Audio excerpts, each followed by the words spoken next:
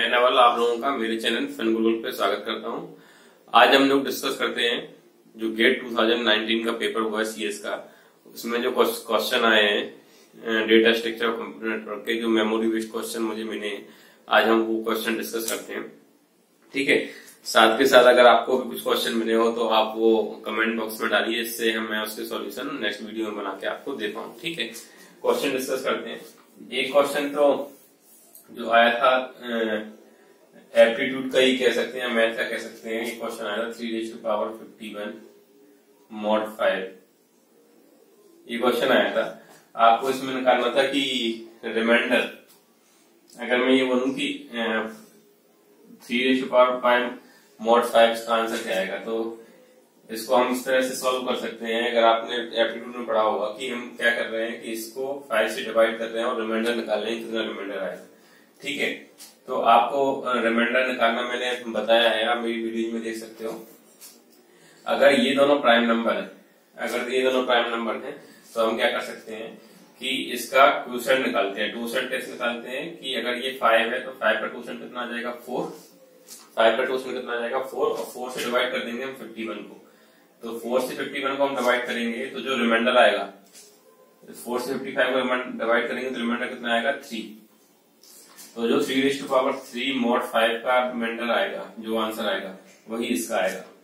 आपने remainder theorem पढ़ी होगी। रिमाइंडर थ्योरम को हम सॉल्व कैसे करते हैं कि अगर 3⁻51 mod 5 इसका आंसर निकालना है हमको, तब 3⁻51 बहुत बड़ा नंबर होगा, तो हम क्या करते हैं इसका क्वोशंट मेथड से सॉल्व करते हैं। क्वोशंट मेथड से सॉल्व हम कब कर पाते थे, जब ये दोनों नंबर आपस में क्या हो, को प्राइम। यहाँ पर दिख रहा है कि को प्राइम है, तो हम क्या करते थे इसका क्वोशंट निकाल देते थे। इसका क्वोशंट कितना आएगा 4 आएगा, क्योंकि प्राइम नंबर है, प्राइम नंबर का क्वोशंट p-1 आता है। कैसे आता है ये सब आप वहां पर देख लीजिएगा। ठीक है, फिर क्वोशंट से हम क्या करते थे, इसको डिवाइड करते थे। तो डिवाइड करने पे जो रिमाइंडर आता था, रिमाइंडर कितना आया 3⁻3, इसका जो रिमाइंडर आंसर आएगा वही इसका आंसर आएगा। तो हम इससे अगर सॉल्व करते तो 3⁻3 कितना आता 27 mod 5, और इसका रिमाइंडर कितना आंसर क्या आ रहा है 2। तो इस क्वेश्चन का आंसर क्या आता है 2। एक तो हम इस तरीके से सॉल्व कर सकते थे, और एक और मैं इजी मेथड आपको बता सकता हूँ, जो मैंने यूनिट डिजिट का कंसेप्ट बताया है। आप अगर यूनिट डिजिट के कंसेप्ट से भी सोचते तो, क्योंकि ये mod 5 है, केवल 5 से आंसर लगाना है, तो आपको पता है 5 mod का मतलब क्या है, रिमाइंडर होता। तो जो भी रिमाइंडर होता वो 5 से कम ही होता, मतलब 1 2 3 4 इनमें से कुछ आंसर आना है। ठीक है, तो अगर मैं इसकी यूनिट डिजिट निकाल लेता तब भी आंसर आ जाता सही। कैसे, 3⁻51 की यूनिट डिजिट क्या आएगी। अगर 3⁻51 की यूनिट डिजिट की बात करूं मैं, तो यूनिट डिजिट कैसे निकालते हैं हम, इसकी 3 की साइक्लिसिटी कितनी होती है 4 से हम इसको डिवाइड करते हैं तो रिमाइंडर कितना आता 3। तो 3⁻3, तो जो इसकी यूनिट डिजिट आएगी वही इसकी यूनिट डिजिट आएगी। तो यूनिट डिजिट कितनी आ रही है इसकी 7। इसका मतलब ये है कि इसको हम सॉल्व करते तो जो भी नंबर आती उसकी यूनिट डिजिट क्या आनी थी 7। और अगर कोई भी नंबर आता जिसका यूनिट डिजिट 7 होती, उसको अगर मैं 5 से डिवाइड करता तो रिमाइंडर कितना आना था 2 ही आना था हर केस में। क्यों आना था, अगर 7 है तब भी 2 आता, अगर 17 होता मान लो उससे पहले 1 आता तब भी 2 आता, 27 होता तब भी 2 आता, 37 आता तब भी 2 रिमाइंडर आता। तो रिमाइंडर क्या आता उस केस में हमेशा 2। तो हम किसी भी तरीके से सोच सकते थे, यूनिट डिजिट के कंसेप्ट से भी हम सॉल्व कर सकते और रिमाइंडर के कंसेप्ट से भी सॉल्व कर सकते थे, क्योंकि हमको अल्टीमेटली आंसर लाना है। ठीक है, आई होप आपको ये क्लियर होगा। नेक्स्ट क्वेश्चन हम देखते हैं जो आया था। एक क्वेश्चन कंप्यूटर नेटवर्क का आया था, सबनेट मास्क से क्वेश्चन डिस्कस करते हैं।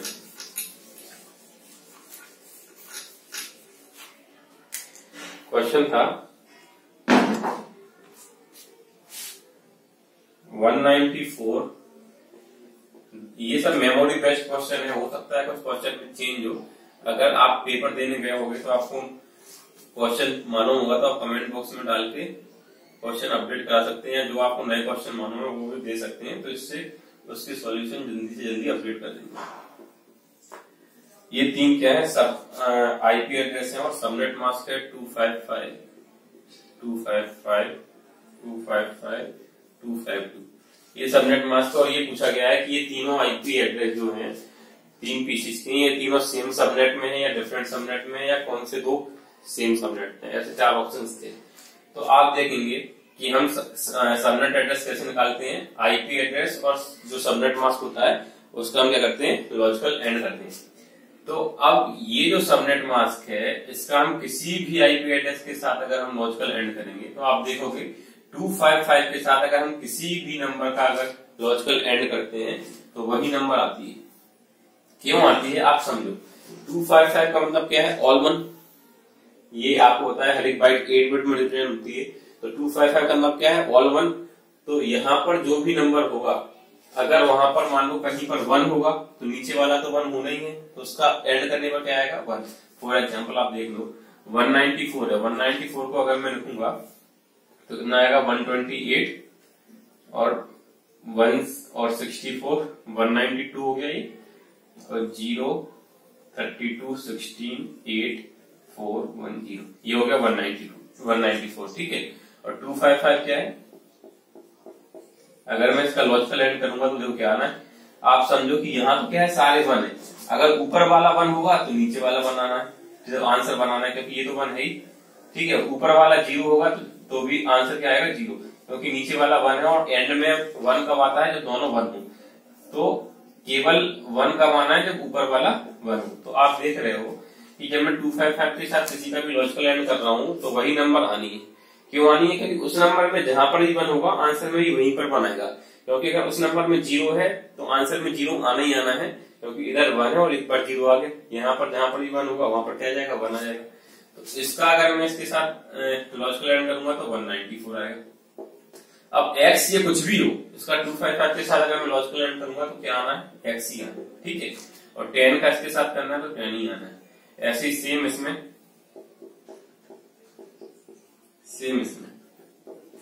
तो इन तीनों की ये 3 बाइट तो सेम आनी है। अब 4th बाइट में खेल होना है, जो भी होना है, चेंज है या नहीं। तो हम क्या करते हैं, 252 को बाइनरी में लिख लेते हैं। 252 को अगर मैं बाइनरी में लिखता हूँ तो कितना आएगा, 255 मतलब ऑल 1, तो 252 मतलब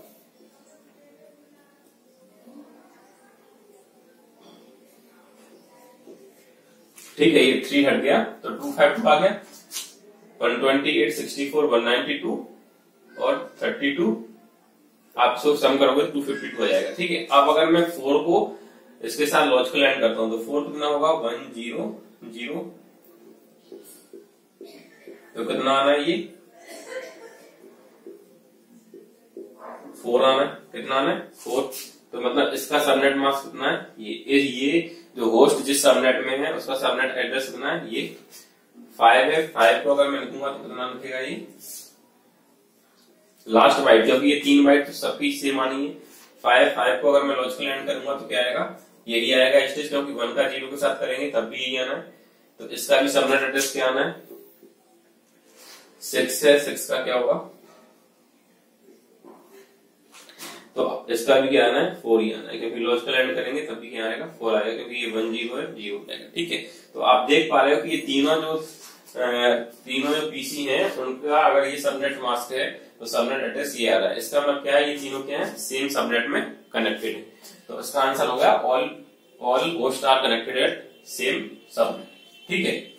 एक और क्वेश्चन में देख लेते हैं। वो एक और क्वेश्चन आया था कंप्यूटर नेटवर्क से, उसमें ये गिवन था कि हमारे पास 15 पीसी हैं। हमारे पास 15 पीसी हैं। मैं पढ़ देता हूँ इस क्वेश्चन को।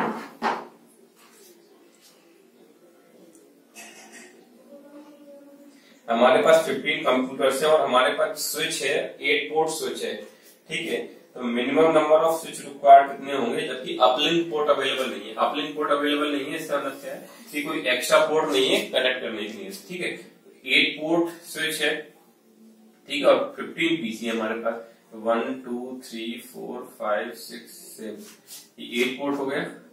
8 पोर्ट हो गया तो यहाँ पर मान लो पीसी 1 2 3 4 5 6 7। अब 15 पीसी है तो कनेक्ट करना पड़ेगा। तो अब एक स्विच में तो नहीं आ रहा है तो दूसरा स्विच कनेक्ट करना पड़ेगा। तो ये एक पोर्ट दूसरे स्विच को कनेक्ट करने में यूज हो जाएगा, क्योंकि हमारे पास कोई अपलिंक पोर्ट तो है नहीं। और दूसरे वाले स्विच का ये वाला पोर्ट इन को कनेक्ट करने में लग जाएगा। 1 2 3 4 5 6। तो यहाँ पर 8 पीसी 9 10 11 12 13। ठीक है। 3 3 6 अभी भी कितने हो पाए, 13। और ये वाला आप क्या है, एक और स्विच लगाना पड़ेगा मुझे, इसका ये 14 और 15 और यहाँ पर पोर्ट खाली है। तो 15 पीसी कनेक्ट करने के लिए मुझे टोटल स्विच कितने लगे? 3। क्यों लगे 3? क्योंकि आप देख पा रहे हो कि क्या हो रहा है इसमें, आप क्या देख पा रहे हो कि अपलिंक पोर्ट नहीं है, तो एक पोर्ट ये इससे दूसरे स्विच को कनेक्ट करने में लगेगा और ये वाला पोर्ट इस स्विच से कनेक्ट करने में लगेगा। टोटल कितने स्विच लग जाएंगे? हमें 3 स्विच लग जाएंगे। ठीक है। और क्वेश्चन नेटवर्क का तो मुझे अभी नहीं मिल पाया है, अगर आपके पास हो कोई क्वेश्चन तो आप भेजिएगा जरूर। एक क्वेश्चन जरूर ये है कि ईमेल को सेंड और रिट्रीव करने में कौन सा प्रोटोकॉल यूज होता है?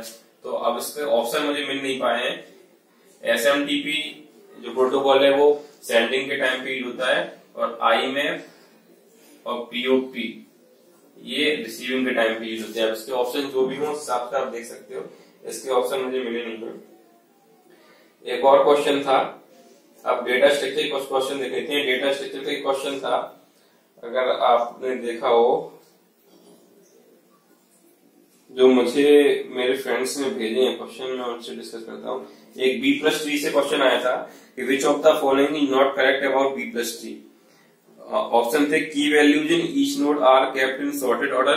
B+3 आपको पता है कि एक सर्च ट्री है, ठीक है। तो सर्च ट्री में जो भी की जो स्टोर होती है वो सॉर्टेड ऑर्डर में ही स्टोर होती है। मतलब जो लेफ्ट साइड होते हैं वो सब छोटे होते हैं और राइट साइड होते हैं सब बड़े होते हैं। अगर आपको पता हो, अगर आप एक सर्च ट्री बनाएंगे और एक सर्च ट्री का अगर आप इन ऑर्डर लोगे तो एक सॉर्टेड अरे मिलती है। तो B+3 भी एक सर्च ट्री है, तो वो सॉर्टेड फॉर्म में ही डेटा स्टोर होता है, तो ये सही है। Leaf node pointer to next node, leaf node जो होता है वो नेक्स्ट नोड को पॉइंट करता है, सही है ये भी। B+3 is height balance tree, सही है ये। एमवे ट्री मैंने आपको पढ़ाया है, आप मेरी वीडियो रेफर कर सकते हैं। जो एमवे ट्री होता है, Amway tree height balance tree नहीं होता है, इसकी जगह फिर आया था बी ट्री आया था, जो क्या है हाइट बैलेंस ट्री है। और बी ट्री का मॉडिफाइड क्या है B+3, इसमें हाइट और ज्यादा बैलेंस रहती है और जो की वैल्यू रहती है वो लीफ में रहती हैं और एक दूसरे को पॉइंट करती हैं, तो ये भी ऑप्शन सही है। फोर्थ है non leaf have pointers to data records, ये गलत है। जो नॉन लीफ नोड रहते हैं वो डेटा रिकॉर्ड को पॉइंट नहीं करते, वो क्या है जो दूसरा नोड रहता है केवल नोड को पॉइंट करते हैं, की वैल्यू को या डेटा पॉइंटर को पॉइंट नहीं करते। डेटा पॉइंटर को पॉइंट कौन करता है? केवल लीफ, जो लीफ नोड रहते हैं। बी ट्री और B+3 में ये डिफरेंस है कि बी ट्री में हर एक नोड में डेटा पॉइंटर के लिए डेटा की वैल्यू के लिए पॉइंटर होता है, जबकि B+3 में केवल लीफ में की वैल्यू के लिए पॉइंटर होता है। ठीक है। अब एक और क्वेश्चन आया था, लेकिन उसका भी कुछ सही क्वेश्चन वो नहीं मिल पाया, लेकिन जहां तक मुझे समझ में आया मैं आपको वो दिखाई देता हूँ। एक क्वेश्चन था डेटा स्ट्रक्चर का, जिसमें ये गिवन था कि एक बाइनरी ट्री है, कंप्लीट बाइनरी ट्री है, जिसमें क्या है 8 लीफ नोड्स हैं और 2 leaf nodes A and B are selected. What is the distance? अब डिस्टेंस पूछा है बिटवीन A and B। अब मैक्सिमम डिस्टेंस, मिनिमम डिस्टेंस क्या पूछा था, ये मेरे को इसमें नहीं मिल पाया है, फिर भी मैं बता देता हूँ कि क्वेश्चन क्या होना चाहिए। एक क्वेश्चन है कि एक कंप्लीट बाइनरी ट्री है जिसमें 8 लीफ है। अब कंप्लीट बाइनरी ट्री है जिसमें 8 लीफ है, तो ऑब्वियस सी बात है अगर 8 लीफ है तो इंटरनल नोड कितने होंगे? 7 इंटरनल नोड होंगे। ठीक है। तो टोटल नोड कितने हो गए? 15। तो 15 नोड का मैं कंप्लीट बाइनरी ट्री बनाता हूं।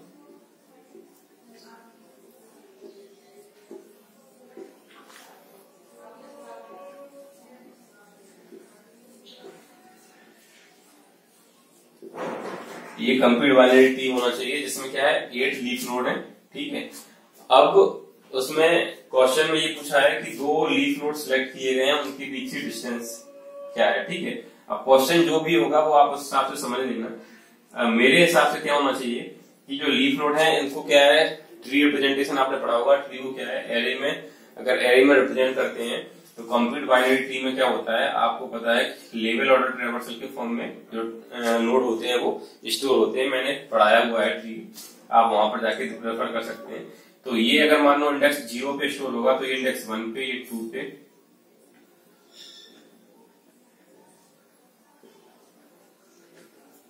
तो ये इस तरीके से कुछ स्टोर होगा। ठीक है, तो अगर ये लीफ इंडेक्स नंबर 7 पे स्टोर होगा तो ये लीफ इंडेक्स नंबर 14 पे स्टोर होगा। अब क्वेश्चन में जो भी पूछा है, अगर इसके बीच की डिस्टेंस मैक्सिमम डिस्टेंस पूछिए तो ये होगा, कुछ मिनिमम डिस्टेंस पूछिए तो दोनों के बीच की डिस्टेंस होगी। तो जो भी क्वेश्चन है पूछा होगा उस हिसाब से इसका आंसर होगा। तो आई होप आपको ये क्वेश्चंस क्लियर होंगे जो मैं गेट में आए मैंने जो एक्सप्लेन किया है। ठीक है, अगर आपको ये वीडियो पसंद आई है तो आप इसको लाइक जरूर कीजिए। कमेंट बॉक्स में आपको कुछ डाउट रह गया हो तो वो डाउट लिखिएगा जरूर। और अगर आपके पास और कुछ क्वेश्चंस हों जो data structure, network programming in सब से रिलेटेड हो, या कंप्यूटर साइंस के जो भी क्वेश्चन आपको मिले हों तो वो आप कमेंट बॉक्स में जरूर डालिए। मैं नेक्स्ट वीडियो में उनके सोल्यूशन जरूर भेजूंगा। Thank you.